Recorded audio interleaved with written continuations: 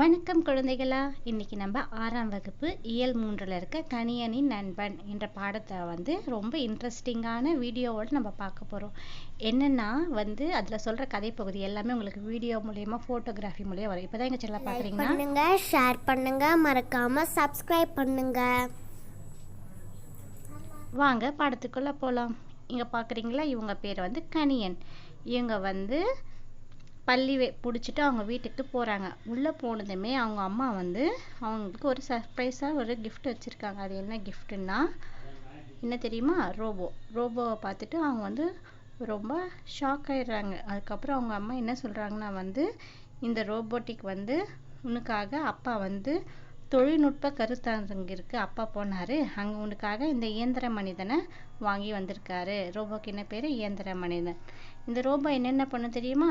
பேசும், பாட்டு பாடும், வீட்டு வேலைகளை செய்யும், அதோட அம்மாவுக்கு அலுவலக வேலைகளை முடிக்க தரும், அப்பாவோட கணக்கு வழக்குகளையும் முடிச்சு தரோன்னு சொல்கிறாங்க. அப்போ ரோபோ வாங்க நம்ம பேசலாம்னு சொல்லிட்டு போகிறாங்க. அந்த ரோபோ தன்னை பற்றி சொல்லுது. என்ன சொல்லுது தெரியுமா? தன்னை யார் உருவாக்குனாங்க, எனக்கு எப்படி இந்த பேரெல்லாம் வந்துச்சு அப்படின்னு சொல்லிட்டு ஒவ்வொன்றா சொல்ல வருது. முதல்ல ரோபோ என்ற யாரை சொன்னதுன்னா காரல் பெக். நீங்கள் பார்க்குறீங்களா, அவங்க தான் காரல் பெக். அவர் எந்த நாட்டை சேர்ந்தவர்னா செக் நாட்டை சேர்ந்தவர்.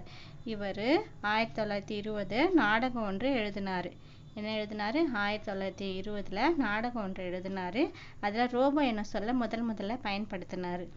அது அப்பத்துலேருந்து தான் ரோபோவோட பெயரை நம்ம பயன்படுத்திட்டு இருக்கோம். அந்த ரோபோ அப்படின்றா அதில் என்ன அர்த்தம்னா அடிமை. ரோபோன்னா அதோட பொருள் என்ன? அடிமை.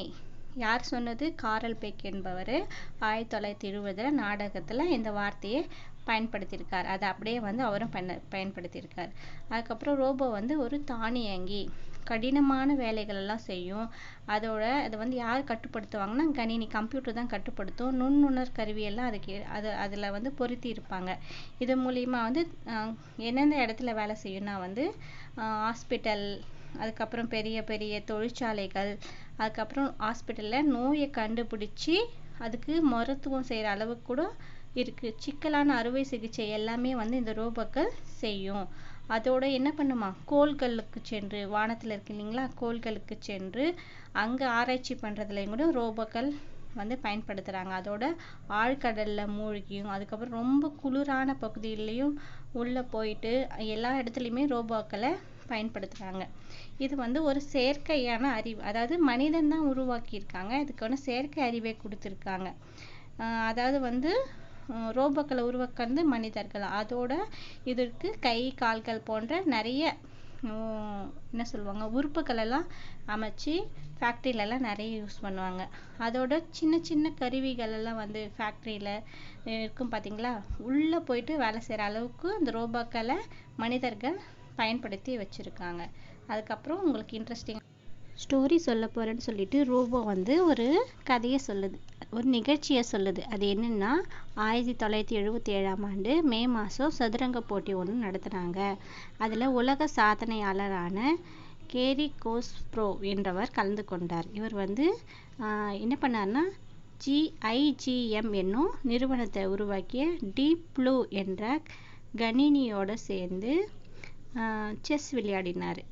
செஸ் விளையாட்டு நடத்துனாங்களே, அதில் விளையாடும்போது போட்டியின் முடிவு என்ன தெரியுமா?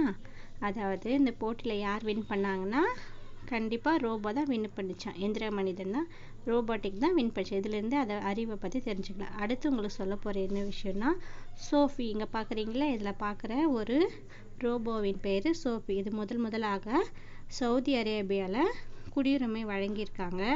இந்த ஐக்கிய அரபு நாடு புதுமைகளின் வெற்றியாளர் என்னும் பட்டத்தை சோஃபிக்கு வழங்கியுள்ளது. உயிரில்லாத ஒரு பொருளுக்கு ஐநா சபை வழங்குது. இதுதான் முதல் முறை அப்படின்றதுல பெருமைப்பட்டுக்கலாம். இந்த மொபைல் இருக்கிறதுலையே அது பேர் சோஃபி. இப்படியெல்லாம் இருக்குதுன்னு சொல்லிட்டு ரோபோ கணியன் கிட்ட பேசிட்டு நிறைய எந்திர மனிதர்கள்லாம் அடுத்த ஜெனரேஷனில் உருவாங்க அப்படின்னு சொல்லிட்டு சதுரங்க விளையாட ஆரம்பிச்சான். ரொம்ப சந்தோஷமாக இருந்தாங்களாம். சரி குழந்தைகளா, என்னோட வகுப்பு உங்களுக்கு பிடிச்சிருந்தா மறக்காமல் கமெண்ட் பாக்ஸில் கமெண்ட் பண்ணுங்கள். அடுத்த வகுப்புகளும் இதே போல் உங்களுக்கு இன்ட்ரெஸ்டாக வீடியோவோட அதோட பிக்சரோடு நாங்கள் உங்களுக்கு போடுவோம். மறக்காமல் லைக் பண்ணுங்கள், சப்ஸ்கிரைப் பண்ணுங்கள். தேங்க்யூ.